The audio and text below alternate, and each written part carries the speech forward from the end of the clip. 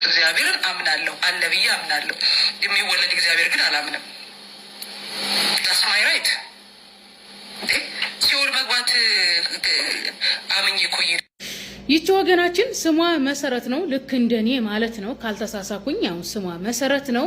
እንደሰማችኋት እግዚአብሔር አይወለድም እያለች ነው። ኢየሱስ እግዚአብሔር አይደለም የሚለው የነጻነት ደረጃ ላይ ትድረስ አትድረስ ባላቅም ለዚች ወገናችንና መሰሎች የምናስተላልፍላችሁ መልእክት ምንድነው? መጽሐፍ ቅዱስ ላይ ወንጌል ላይ እግዚአብሔር ይወለዳል፣ እግዚአብሔር ሰው ሆነ የሚል ነገር መጽሐፍ ቅዱስ ላይ ወንጌል ላይ የለም። ሐዋርያት እግዚአብሔር ይወለዳል ብለው አያምኑም፣ አላስተማሩም። ሐዋርያት ኢየሱስ እግዚአብሔር ነው ብለው አያምኑም፣ አላስተማሩም።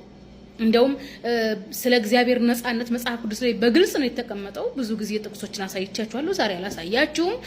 እና መጽሐፍ ቅዱስን ስታነቡ ኢየሱስ እግዚአብሔር እንዳልሆነ የምትለዩበት ወይም ፈጣሪና ፍጥሩን የምትለዩበት ቀመር ነው የማስቀምጥላችሁ። እሱም ምንድነው?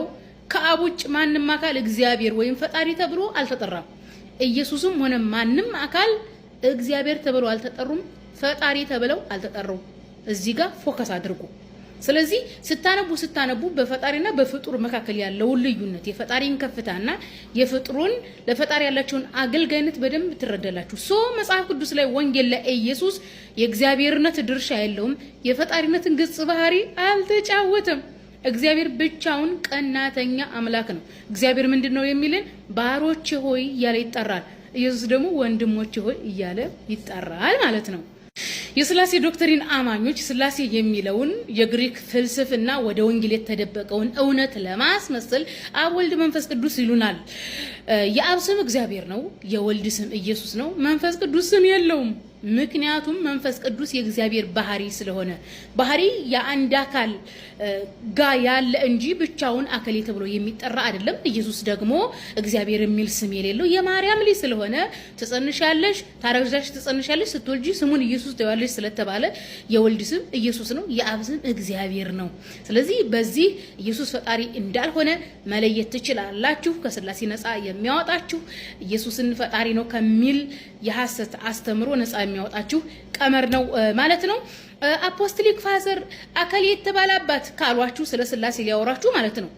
እነዚህ አፖስቶሊክ ፋዘር የሚባሉት ቸርች ፋዘር የቤተክርስቲያን አባት የሚሏችሁ እነዚህ የቤተክርስቲያን አባት የሚባሉ ወይ እነሱ ወይ አስተማሪያቸው ወይ ያስተማሪያቸው አስተማሪ የግሪክ ፍልስፍና የተጠመቁ የግሪክ ፍልስፍና የሚያምኑ በግሪክ ፍልስፍና በር ያለፉ ናቸው። እዚህ ጋር ነው መሸወድ የሌለባችሁ የሚለው ማለት ነው።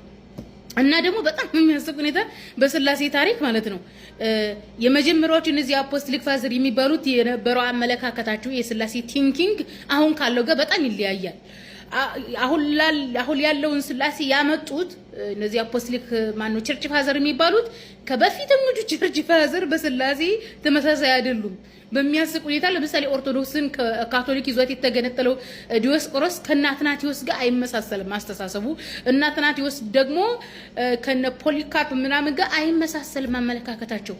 ምክንያቱም አንዱ የሆነ ፍልስፍና ይዞ ይመጣል፣ ያኛው ይቀይረዋል፣ ይሄኛው ወደዛ ይወስደዋል። በቃ እንደዚህ ነው የሥላሴ ታሪክ ማለት ነው።